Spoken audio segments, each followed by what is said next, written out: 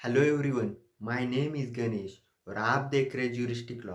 आज का मेरा टॉपिक है एविडेंस।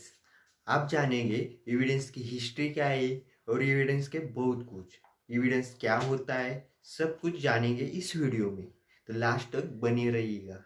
बट बताना चाहूँगा कि आज अभी तक आपने मेरे चैनल को सब्सक्राइब नहीं किया है तो जाकर पहले मेरे चैनल को सब्सक्राइब करिए। वीडियो अच्छा लगा तो लाइक जरूर करिए। चलिए वीडियो स्टार्ट करते हैं। देखिए, कोर्ट को क्या कहा जाता है?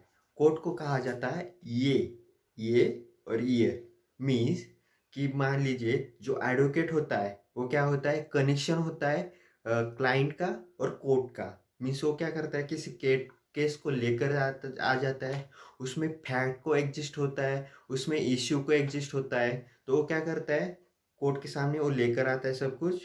और कोर्ट क्या करता है, उसको लिसन करता है, देखता है और उसके ऊपर जजमेंट सुनाता है। तो बेसिकली कोर्ट को कहा जाता है ये और ईयर। यही होता है एविडेंस। उसके बाद जो एविडेंस वर्ड है वो डिराइव हुआ है लैटिन वर्ड्स एविडेरे और एविडेंस। इसका मतलब होता है कि समथिंग प्रूव करना समथिंग कि अनसर्टन फैक्ट्स हो, उसको प्रूव करना होता है, शो उसकी क्लियरिटी को शो करना होता है। तो यह एविडेंस होता है। जुडिशरी क्या करता है, किसी भी एडवोकेट को उसके आर्गुमेंट्स को रिस्ट्रिक्ट नहीं कर सकता और किसी फैक्ट्स को भी रिस्ट्रिक्ट नहीं कर सकता, ताकि वो क्या होता है, एक जुडिशियल प्रोसीडिंग होता है। और जुडिशरी का काम होता है ऑलवेज की जजमेंट को सुनाना, उसको सुनना, लिसन करना, देखना और उसके बाद एनालिसिस करके उसके ऊपर जजमेंट सुनाना। बिना कोई भी कोर्ट बिना एविडेंस के वर्क ही नहीं कर पाती।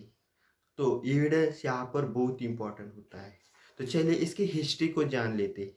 हम एविडेंस को उसके वैदिक पीरियड से ट्रेस कर सकते, जैसे कि धर्मशास्त्र हो गए, मुस्लिम रूल ऑफ लॉ हो गई। तो वहाँ पर क्या होता था कि धर्मशास्त्र होते, उसके हिसाब से एविडेंस लिए जाते थे कि किस प्रकार से फैक्ट्स को क्रिएट किया जाएगा, किस प्रकार से इश्यू होंगे, किस प्रकार से जजमेंट को सुनाया जाएगा।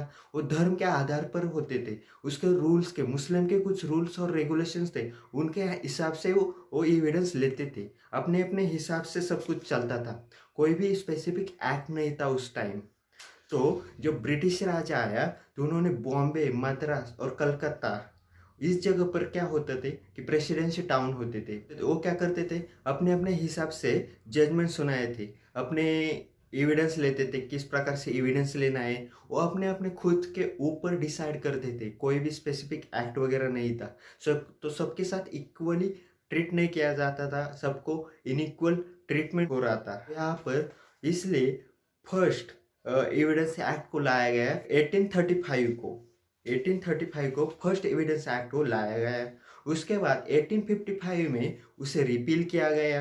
उसके बाद 1868 को उस एक्ट को फिर से रीड्राफ्ट किया गया। 15 मार्च 1872 को एक्चुअल में एविडेंस एक्ट को इनैक्ट कर दिया गया। उसके बाद 1 सितंबर 1872 को उस एक्ट ने वर्क करना स्टार्ट कर दिया। मीन्स कि इंडिया के ऊपर एक्चुअल में एडॉप्ट होना और वर्क करना स्टार्ट कर दिया। जो एक्ट है जो बनाया था 1872 में, इसका बेस किसके ऊपर है? ये बेस है सर जेम्स स्टीफंस के ऊपर। उसके बाद एक्ट किसने इंट्रोड्यूस किया था? ये एक्ट इंट्रोड्यूस किया था इंपेरियल लेजिस्लेटिव काउंसिल के द्वारा। तो देखते इस एक्ट की जरूरत क्यों पड़ी। जो प्रेसिडेंसी टाउन्स थे, वो मुफस्सिल अदालत, दीवानी अदालत थे, वो अपने अपने हिसाब से एविडेंस लेते थे, बट कोई एक स्पेसिफिक लॉ नहीं था। तो इसके लिए सबके साथ इनह्यूमन ट्रीटमेंट हो रही थी। इंडिया में ऐसा कोई भी एक स्पेसिफिक सिस्टम नहीं था कि एविडेंस ले जाए।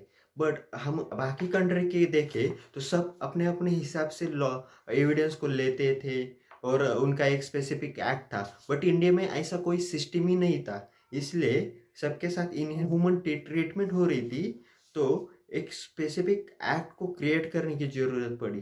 तो फाइनली 1872 को हमने एविडेंस एक्ट को एनफोर्स में ला लिया। इंडियन एविडेंस मीन्स कि वो इंडिया के ऊपर ही अप्लीकेबल होगा, ना कि किसी कंट्री पर।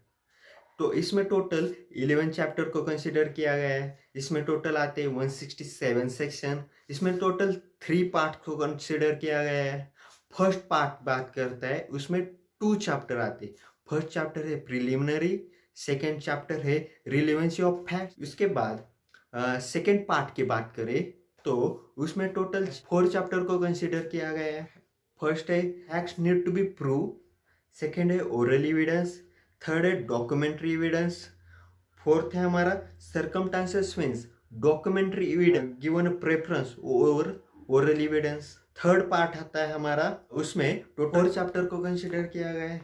फर्स्ट है बर्डन ऑफ प्रूफ, सेकेंड है इस्टॉपल, थर्ड है हमारा विटनेसेस, फोर्थ है हमारा एग्जामिनेशन ऑफ विटनेसेस और फिफ्थ है हमारा improper admission and rejection of evidence. तो ये हो गए 3 पार्ट्स।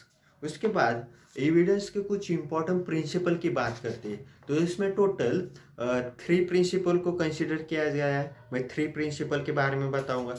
सबसे पहला प्रिंसिपल बात करता है जिस केस में फैक्ट्स और इशू प्रेजेंट ही नहीं है उस केस को हम एविडेंस मानेंगे ही नहीं।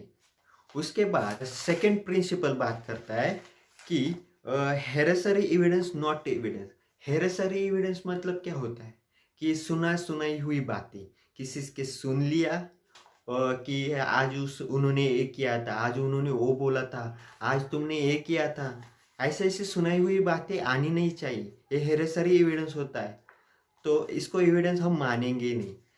थर्ड प्रिंसिपल बात करता है कि बेस्ट फैक्ट्स मीन्स कि ऐसे फैक्ट कोर्ट के सामने आना चाहिए कि सबसे बेस्ट से बेस्ट हो, ताकि कोर्ट का टाइम वेस्ट ना हो। ऑलरेडी कोर्ट के पास बहुत टाइम कम होता है, तो कोर्ट के सामने जो मेन पॉइंट होता है वही आना चाहिए। बेस्ट से बेस्ट फैक्ट्स हो वही आना चाहिए।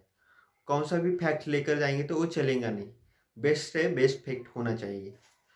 तो आज का मेरा टॉपिक था एविडेंस के ऊपर। आपको ये वीडियो कैसे लगा कमेंट में ज़रूर बताना। अच्छा लगा तो लाइक शेयर और सब्सक्राइब जरूर करना। Thank you.